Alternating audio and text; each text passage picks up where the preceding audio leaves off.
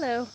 Today I decided that I just had to discuss the state tree of Indiana, the state I'm currently living in, Liriodendron tulipifera, but around here it is called the Tulip Poplar. It also has a couple of other names, like yellow poplar, but I'm going to stick with Tulip Poplar as the common name for now. So let's get a little closer here and take a nice look at this bark. This is a very mature individual. Lots of ski tracks down this bark.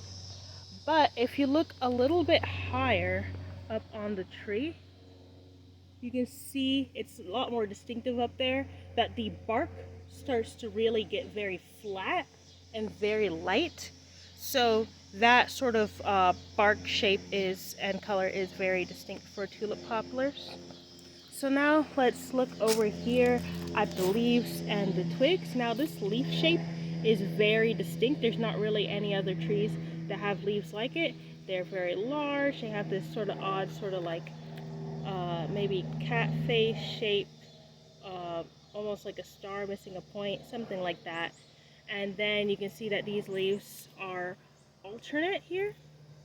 And then if you look a little closer here, where this bud is coming out, there are a pair of little stipules enclosing it, and this bud is slightly flattened.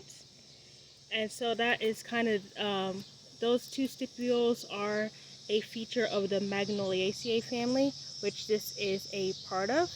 And then if you look at where some of the stipules have fallen off, you can see these nice little circle-shaped scars that it leaves around the twig. So that is a nice distinct feature you can use to help identify these. So now it's too late to see the flowers. They come in the spring. They're very large and showy, but we do have the fruit starting to form. So the fruit of this tree is the samara. So you can see this here, each of these little samaras here has a little hook at the end.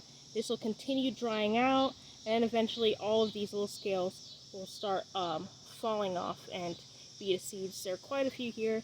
This is a tree that produces quite a few seeds. It tends to be an early successional species. I know around here people almost get sick of them. There tend to be so many tulip poplars. It has fairly soft wood, this tree species, and people tend to like to cut them down in order to make room for more valuable hardwood species. These species are one of the tallest in North America, and they do tend to grow pretty straight. I believe that if this tree hadn't had this large injury right here, it probably would have been growing fairly straight as well. But even the branches above that are growing fairly straight. So those very distinct leaves, those scars, those buds with the stipules, that bark that's flattened on top and pale, all those features are the identifying marks of the tulip.